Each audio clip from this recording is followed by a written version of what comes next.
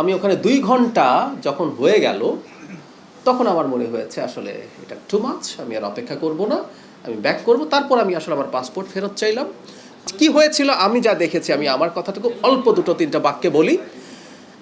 আমার তো একটা ডেলিগেটকে লিড করছে, আমার সাথে আরও মানুষজন ছিলেন, তারা তাদের ইমিগ্রেশন পার করে চলে গেলেন। আমার ইমিগ্রেশন যখন শুরু হলো আমি মুহূর্তেই বুঝতে পারলাম তারা দেরি করছেন, তাদের সময় লাগছে। তারা তারপরে নানান জনের সাথে কথাবার্তা বলছেন।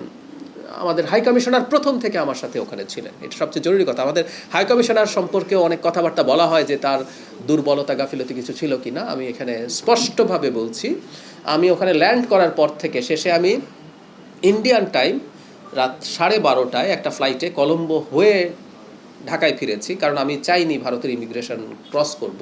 সেই জন্য আমারও বেশ কিছু ঝুট ঝামেলা হয়েছে। পুরো সময়টা হাই কমিশনার পাশে ছিলেন, তিনি তার জায়গা থেকে সলভ করার চেষ্টা করেছেন বিভিন্ন জায়গায় ফোন করে। সমস্যা কি হয়েছে আমি নিজের মুখে বলছি না, এটা পত্র বিশেষ করে ইন্ডিয়ান মিডিয়াতে এটা যথেষ্টই এসছে। তারা তাদের সোর্স থেকে তাদের খবর টবর দিয়েছেন, কিন্তু 2 ঘন্টার মাথায় আমি ডিসাইড করেছি যে ইটস টু মাচ, আমি আসলে আর ঢুকবো না। এবং এই সময়টাও যে আমি এই রাষ্ট্রের, আমি আবারও বলছি আমি ব্যক্তি না, আমি এই রাষ্ট্রের একটা পদে আছি, সেই পদের প্রতি যে সৌজন্য সেটা ল্যাক করেছে বলে আমার মনে হয়েছে। সেই কারণে আমি এই সিদ্ধান্তটা নিয়েছি। এবং সেটা কেন কি হয়েছে সেটার কারণ আপনার সম্ভবত ইন্ডিয়ান মিডিয়াতে বা বাংলাদেশের অনেক মিডিয়াতেও এসছে, সেটা পাবেন। আমি আসলে আর খুব বিস্তারিত বলছি না। না, আর কিছু বলবো না।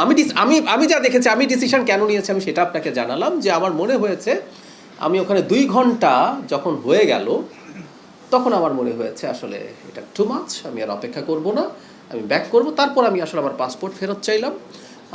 যখন আমি পাসপোর্ট ফেরত চাইলাম তখন তাদের দিক থেকে খুবই আন্তরিকতাপূর্ণভাবে তারা, এটা বলতে হবে, তারা আমাকে রিকোয়েস্ট করেছেন। কিন্তু আমার মনে হলো হোয়াট হ্যাপেন্ড, এটার একটা প্রতিবাদ রেজিস্টার থাকা দরকার আছে। সেই কারণে আমি আসলে, হ্যাঁ, অনেকে বলছেন যে আমাকে দেওয়াই হবে না, তারা একটা সময় চেয়েছেন, এটা ফ্যাক্ট। এটা দেখবেন যে বিভিন্ন মিডিয়াতে ওভাবেই এসছে, কারণ ওখানে অনেক মানুষ প্রেজেন্ট ছিলেন, তারা একটা পর্যায়ে চেয়েছেন। কিন্তু আমার মনে হয়েছে যা হয়েছে তার একটা প্রতিবাদ রেজিস্টার থাকুক। আবারও বলছি, এটা কোনো শত্রুতার বিষয় না, এটা হচ্ছে একটা মেসেজ আমি আমার জায়গা থেকে মনে হয়েছে দেওয়া উচিত, যে আমি ম্যালট্রিটেড হয়েছি, আমার সাথে সঠিক বিহেভ করা হয় নাই।